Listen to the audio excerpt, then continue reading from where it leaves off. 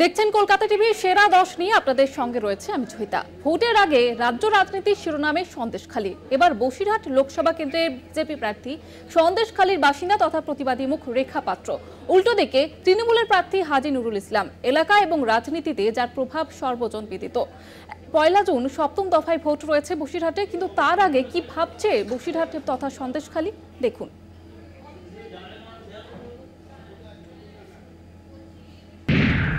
2019 লোকসভা নির্বাচনে তৃণমূল প্রার্থী নুসরাত জাহান 3,50,369 ভোটের ব্যবধানে বিজেপি প্রার্থী সায়ন্তন বসুকে পরাজিত করেন। 2021 বিধানসভা নির্বাচনে সন্দেশখালী আসনে জয় পান তৃণমূলের সুকুমার মাহাতো। নিকটতম প্রতিদ্বন্দ্বী সিপিএম-এর নিরাপদ সর্দারকে 38,190 ভোটের ব্যবধানে হারান তিনি। 2024-এর 5ই জানুয়ারির পর থেকেই পরিস্থিতি বদলেছে সন্দেশখালীর। প্রতিবাদ আন্দোলন, গ্রেফতার, গঙ্গাধরের ভিডিও সামনে আসার পর 2024-এর লোকসভা নির্বাচনে সন্দেশখালীর মানুষের চাহিদা ঠিক কি বলছেন সন্দেশখালীর জমি আন্দোলনের পুরোধা সুজয় মাস্টার। তার মতে এবারের সন্দেশখালী কাকে চায়? হয়তো অনেকে শুনে এটা খারাপ লাগতে পারে, কিন্তু আমার ব্যক্তিগত মতামত বা যা ট্রেন্ড দেখছি, সন্দেশখালী এবং বসিরহাটবাসী বিজেপি মুখী, যা ট্রেন্ড দেখছি। তবে রেখা পাত্রের উপরেই ভরসা আছে মানুষের, সাধারণ মানুষ দেখছি তো, চোখে যেটা দেখছি সেটাতে মনে হচ্ছে রেখা পাত্রের উপরে মানুষের ভরসা আছে। আর ভরসাটা কতটা রেখেছে মানুষ সেটা 4 তারিখ বলবে। যা প্রকল্প আছে মমতা ব্যানার্জির, আমার মনে হয় না মানুষের অন্যদিকে যাওয়ার কোনো প্রয়োজন ছিল। এলাকার মানুষের অত্যাচার, এদের নিরন্তর লোভ, একা খাবো একাই করব, সবটাই আমার চাই, এইটা করতে গিয়ে আজকে তৃণমূল দলকে ঢুকতে হচ্ছে, মমতা ব্যানার্জিকেও ঢুকতে হচ্ছে, মমতা ব্যানার্জিকে কালিমালিপ্ত হতে হচ্ছে। কি বলছেন সন্দেশখালী রাম জনতা, তাদের আশাই বাকি? রেখা পাত্র, হ্যাঁ 100 জিতবে। আমাদের গ্রামের মেয়ে খুবই ভালো। না তাও তো রেখা জিতবে, 100 এক ভোট হলেও জিতবে, এক ভোট হলেও জিতবে। জিতবে রেখা পাত্র, জিতবে রেখা পাত্র। আমাদের দৃঢ় বিশ্বাস রেখাপাত্র ছাড়া কেউ জিতবে না। হাজী নজরুল ইসলাম জিতবে না, কারণ উনি আগে 1 বছর এখানে ছিল, 5 বছর। তাতে 5 বছর কি কাজকর্ম করেছে সেটা তো আমরা জানি, কিন্তু এখন রেখাপাত্র ছাড়া কেউ জিতবে না। হাজী নজরুল জিতবে, ভাই একটু মার্জিন কমে যাবে, জিতে যাবে। আমি চাইছি নিজে থেকে বিজেপি আসুক। অবশ্যই অবশ্যই কাজের জন্য চেঞ্জ দরকার। হাজী সাহেব নুরুল সাহেব তিনিও ঠিক যোগ্য নন, আর যিনি বিজেপিতে দাঁড়িয়েছেন ইনিও ঠিক যোগ্য নন। পার্লামেন্টের ব্যাপারে, পার্লামেন্টের মতো একটা জায়গায় দুজনই যোগ্য নন। এই অ্যাকচুয়াল ওখানে যাদের পাঠানো হয়, আমি সব দলের কাছে জোড়াত করে অনুরোধ করবো, একটু যোগ্য প্রার্থী এনারা যেন ঠিক করেন। কিছু বলা যাচ্ছে না, এখন খুব টাফ। বসিরহাট লোকসভা খুবই টাফ, হাড্ডাহাড্ডি লড়াই হবে পুরো, টক্কর পুরো। জনতার মিশ্র প্রতিক্রিয়া হলেও রাজনৈতিক টানাপোড়েনে প্রতি দলই বলছে তাদের জমি মজবুত এলাকায়। তৃণমূল, বিজেপি সবার দাবি প্রতিপক্ষকে হারিয়ে তারাই এগিয়ে থাকবে নির্বাচনে। যদি আসল সত্য লুকিয়ে ভবিষ্যতে, তা জানতে তাকিয়ে থাকতে হবে 4 জুনের দিকেই। সন্দেশখালী থেকে রিয়া মাঝির সঙ্গে সঞ্জিত চক্রবর্তীর রিপোর্ট, কলকাতা টিভি। অন্যদিকে হুগলির পান্ডুয়ায় ভোটের আগে বোমা ফেটে মৃত্যু কিশোরের। বল ভেবে খেলতে গিয়ে বিস্ফোরণ, আশঙ্কাজনক আরো 2 কিশোর। হাত উড়ল একজনের। ভর্তি করা হয়েছে চুঁচুড়া ইমামবাড়া হাসপাতালে। ঘটনাকে কেন্দ্র করে তুঙ্গে রাজনৈতিক চর্চা।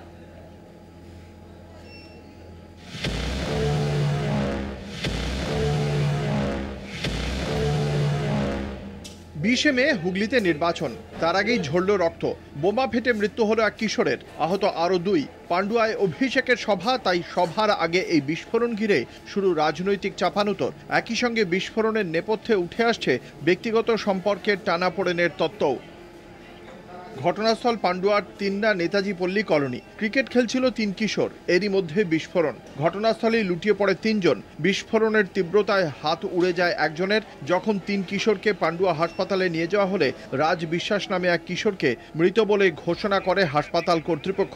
বাকি 2 কিশোর রূপম বল্লভ এবং সৌরভ চৌধুরীকে আশঙ্কাজনক অবস্থায় চুঁচুড়া ইমামবাড়া হাসপাতালে পাঠানো হয়। বিস্ফোরণের নেপথ্যে উঠে আসছে আরও একটি তত্ত্ব। সম্পর্কে টানাপোড়েনের জেরেই চক্রান্ত করে বিস্ফোরণ ঘটানো হয়েছে, অভিযোগ আহত রূপম বল্লভের বাবার। বিস্ফোরণের খবর পেয়ে ঘটনাস্থলে পৌঁছন হুগলির বিজেপি প্রার্থী লকেট চট্টোপাধ্যায়। বিস্ফোরণের 4 ঘন্টা পরেও বম্ব স্কোয়াড না পৌঁছানোয় জিটি রোড অবরোধ করা হয়। বিক্ষোভ দেখায় বিজেপি। ভোটের আবহে ভয়ের বাতাবরণ তৈরি করতে চাইছে তৃণমূল, অভিযোগ বিরোধীদের। পান্ডুয়া থেকে Suman Chakraborty, Kolkata TV. Sting video নিয়ে তিনি একটা বাক্য খরচ করলেন না। রাজ্যে প্রচারে এসে সন্দেশখালীতে মনোনিবেশ করলেও ভিডিও নিয়ে প্রশ্নের উত্তর দিলেন না স্বরাষ্ট্রমন্ত্রী। তৃণমূলের আক্রমণের পাল্টা জবাব না দিয়ে প্রশ্ন করলেন অনুপ্রবেশ নিয়েও।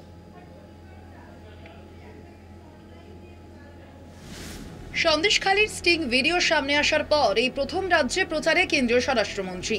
শাহী সফরের আগে থেকেই সন্দেশখালী নিয়ে জোরদার প্রচারে তৃণমূল কংগ্রেস। শাহের কাছে জবাবদিহি দাবি। বঙ্গ বিজেপি প্রথম থেকেই সন্দেশখালীর ভিডিওকে ফেক বলে দাবি করে, তাই মনে করা হচ্ছিল কোনো না কোনো ভাবে সেই ভিডিও নিয়ে মুখ খুলবেন অমিত শাহ। অমিত শাহের কথায় সন্দেশখালী এলো, নিশানা করলেন মমতাকে। संदेशखाली जैसा हमारी माताओं बहनों का शोषण बंद होना चाहिए या नहीं होना चाहिए?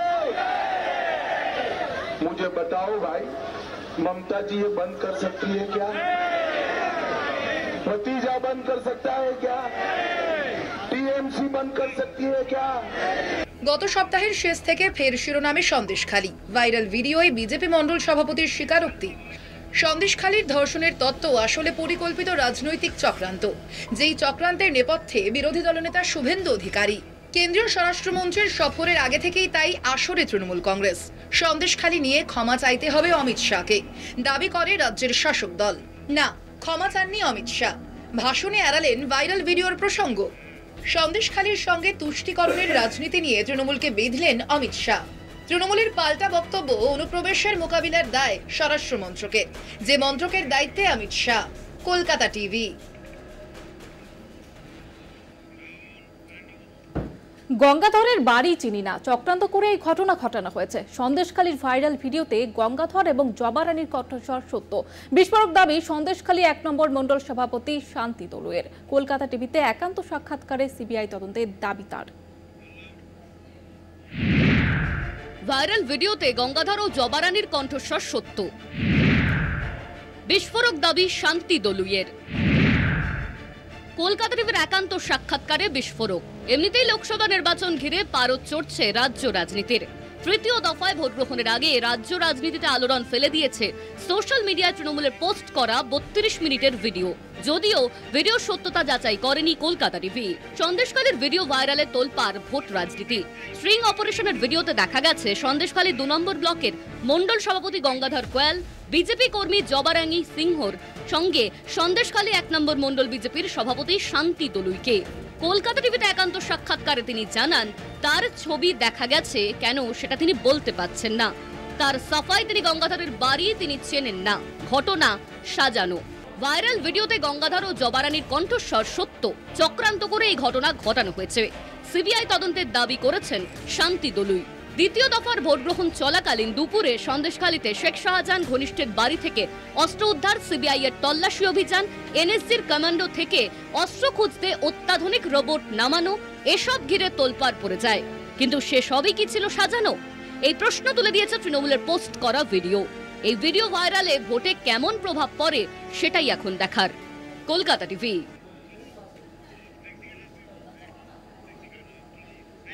এখন সময় একটি বিরতি, ফিরছি বিরতির পর, সঙ্গে থাকুন। ফিরে এলাম বিরতির পর। রাত পোহালেই তৃতীয় দফায় নির্বাচন এবং তৃতীয় দফা নির্বাচনে 4টি কেন্দ্রে ভোট রয়েছে। আমরা জানি একদিকে জঙ্গিপুর, একদিকে মুর্শিদাবাদ, অন্যদিকে উত্তর এবং দক্ষিণ মালদায় ভোট রয়েছে আগামীকাল। এবং ইতিমধ্যেই কিন্তু চূড়ান্ত ব্যস্ততা, ভোট কেন্দ্রে ডিসিআরসি কর্মীরা ইতিমধ্যেই পৌঁছে গিয়েছেন এবং সেখানে কিন্তু চূড়ান্ত ব্যস্ততার ছবি লক্ষ্য করা যাচ্ছে। এবং এই মুর্শিদাবাদ এবং জঙ্গিপুর, এই দুটি কেন্দ্র কিন্তু যথেষ্ট স্পর্শকাতর এবং সেই কারণেই কিন্তু নিরাপত্তা ব্যবস্থার কিন্তু বাড়তি সতর্কতা গ্রহণ করা হয়েছে কমিশনের তরফ থেকে। 178 কোম্পানি কেন্দ্র বাহিনী ইতিমধ্যেই সেখানে মোতায়েন করা হয়েছে জঙ্গিপুর এবং মুর্শিদাবাদ এই দুটি কেন্দ্রের জন্য। এবং ইতিমধ্যে আপনারা দেখতে পাচ্ছেন যে ভোট কেন্দ্রে, ডিসিআরসি কেন্দ্রে কিন্তু তারা কর্মীরা পৌঁছে গেছেন এবং সেখানে চূড়ান্ত ব্যস্ততা রয়েছে। এবং আমাদের সঙ্গে এই মুহূর্তে সরাসরি রয়েছেন জঙ্গিপুর থেকে দেবজ্যোতি ঘোষ এবং অন্যদিকে মুর্শিদাবাদ থেকে রয়েছেন দুর্গাদাস বন্দ্যোপাধ্যায়। আমি প্রথমেই দুর্গাদাসের কাছে যাব, সেখানকার ছবিটা কি দেখতে পাচ্ছ এই মুহূর্তে? আমরা জানি যে মুর্শিদাবাদ এবং জঙ্গিপুর এই দুটো কিন্তু স্পর্শকাতর দুটি কেন্দ্র, তো সেক্ষেত্রে নিরাপত্তা ব্যবস্থাটাই বা কি লক্ষ্য করা যাচ্ছে? একদমই তাই, স্পর্শকাতর তো বটেই। এবং তোমাকে প্রসঙ্গক্রমে বলে রাখি যে মুর্শিদাবাদ অর্থাৎ রাত পোহালেই এই যে মুর্শিদাবাদ কেন্দ্রে ভোট হতে চলেছে, তার আগেই আজকে কিন্তু ডোমকল, হরিহরপাড়া, জলঙ্গি সহ একাধিক এলাকা থেকে প্রচুর বোমা উদ্ধার করা হয়েছে এবং সেখানে যথেষ্ট উত্তেজনাও রয়েছে। অতএব রাত পোহালে কাল সকাল থেকে কি হবে, কি ধরনের শান্তিপূর্ণ অবস্থার মধ্যে দিয়ে এই ধরনের গণতান্ত্রিক প্রক্রিয়ায় ভোট হবে, এটা নিয়েও কিন্তু অনেকে সন্দেহ প্রকাশ করেছে। যদিও শাসক দল তৃণমূল কংগ্রেস কিন্তু যথেষ্ট কনফিডেন্ট। পাশাপাশি কিন্তু লড়াইয়ের ময়দানে যেহেতু শাসক দল তৃণমূল কংগ্রেসের সঙ্গে মূলত লড়াইটা হচ্ছে সিপিআইএম এর, এবং এখানে এই প্রসঙ্গে বলা যায় যে আবু তাহের যে শাসক দল তৃণমূল কংগ্রেসের এবং মোহাম্মদ সেলিমের মধ্যেই যে টক্করটা হতে চলেছে, আগামী কাল কিন্তু এর রিফ্লেকশন সকাল থেকেই পড়বে।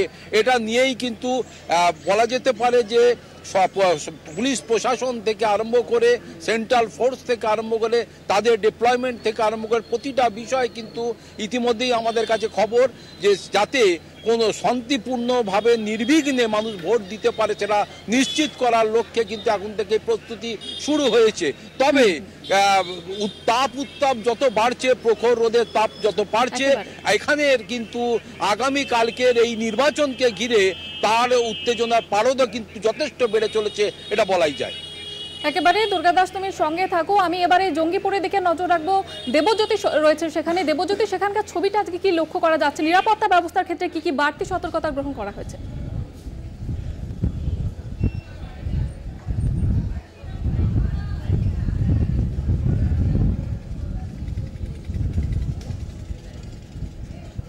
দেবজ্যোতি, শোনা যাচ্ছে? দেখো, রাত পোহালেই কিন্তু জঙ্গিপুর লোকসভা কেন্দ্রের নির্বাচন। জাতীয় নির্বাচন কমিশনের পক্ষ থেকে নিশ্চিত নিরাপত্তা ব্যবস্থা করা হয়েছে। এখানে যে 1851টি বুথ রয়েছে, দেখো একেবারে নিশ্চিত নিরাপত্তা ব্যবস্থার মধ্য দিয়ে কিন্তু জঙ্গিপুর লোকসভা কেন্দ্রের নির্বাচন হবে। এখনও পর্যন্ত জাতীয় নির্বাচন কমিশনের পক্ষ থেকে সেই তথ্যই দেওয়া হয়েছে এবং ইতিমধ্যেই কিন্তু যে এই জঙ্গিপুর লোকসভা কেন্দ্রের যে সীমান্তবর্তী এলাকাগুলো রয়েছে সেগুলো কিন্তু পুলিশের পক্ষ থেকে নাকা চেকিং করা হচ্ছে। অত্যন্ত গুরুত্বপূর্ণ একটি লোকসভা কেন্দ্র। এখানে যে 1851টি বুথ রয়েছে তার মধ্যে 424টি বুথকে অতি স্পর্শকাতর বলে নির্বাচন কমিশনের পক্ষ থেকে জানানো হয়েছে। দেখো, এই লোকসভা কেন্দ্রে গতবারেও কিন্তু তৃণমূল কংগ্রেস প্রার্থী খলিলুর রহমান তিনি জয়লাভ করেছিলেন। এবারে কিন্তু তিনি একটি কঠিন প্রতিদ্বন্দ্বিতার মুখে পড়বেন, কারণ ধনঞ্জয় ঘোষ যাকে প্রার্থী করা হয়েছে ভারতীয় জনতা পার্টির পক্ষ থেকে, তিনি কিন্তু স্থানীয় ভারতীয় জনতা পার্টির প্রার্থী এবং অন্য দিক থেকে কিন্তু মুর্তাজা হোসেন কংগ্রেসের পক্ষ থেকে প্রতিদ্বন্দ্বিতা করছেন। এখানে 14টি দলের পক্ষ থেকে প্রার্থী থাকলেও মূলত ত্রিমুখী লড়াই কিন্তু এই জঙ্গিপুর লোকসভা কেন্দ্রে। এবং আমরা যেখানে দাঁড়িয়ে রয়েছি জঙ্গিপুর লোকসভা কেন্দ্রের, এখানে স্থানীয় একজন পঞ্চায়েত প্রধান তিনি দাঁড়িয়ে রয়েছেন, তার সঙ্গে আমি কথা বলার চেষ্টা করব। এই যে এবারে লোকসভা নির্বাচন আগের বারের চেয়ে কী তফাৎ আপনারা দেখছেন? দেখুন, যখনই নির্বাচন আছে বিরোধী তখনই আসে, তাহলে সারা বছর কি 5 বছর দেখা পাওয়া যায় না। আমাদের মমতা ব্যানার্জির সৈনিক, অভিষেক ব্যানার্জির সৈনিক, আমার জাকির সাহেবের সৈনিক যারা আছে তারা সবসময় মানুষের পাশে থাকে। তাই জনগণও বলছে যে মমতা ব্যানার্জির সেনাধন্য প্রার্থী খলিলুর রহমান জিতছে। দেখো, সমস্ত রাজনৈতিক দলই কিন্তু একই দাবি করবেন যে তাদের প্রার্থী জয়লাভ করবেন।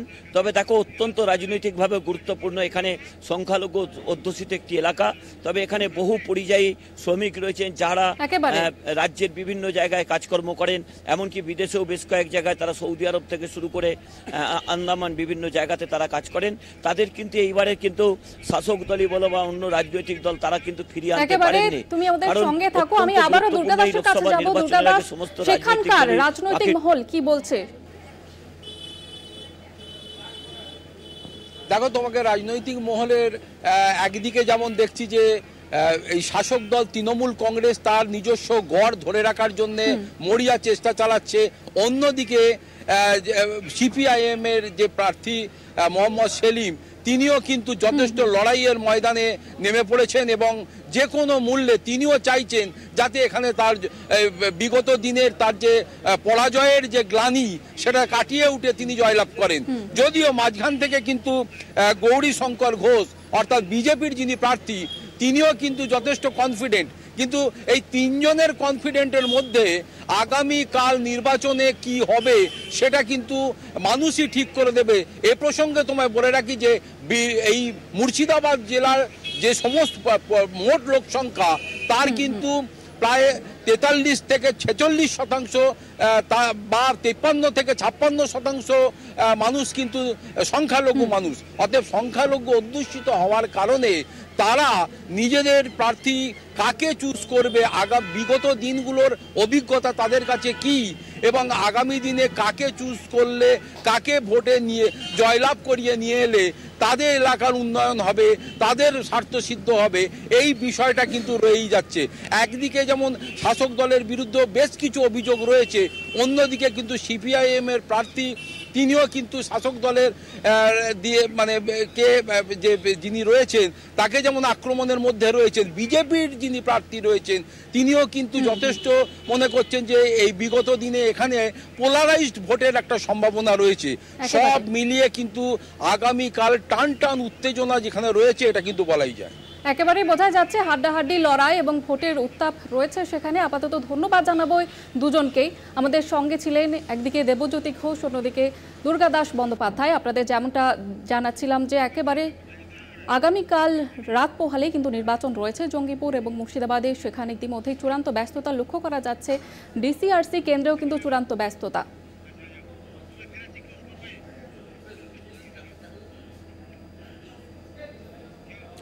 সেরা 10 এখন এই পর্যন্ত। দেখতে থাকুন কলকাতা টিভি, রাত দিন সাথে।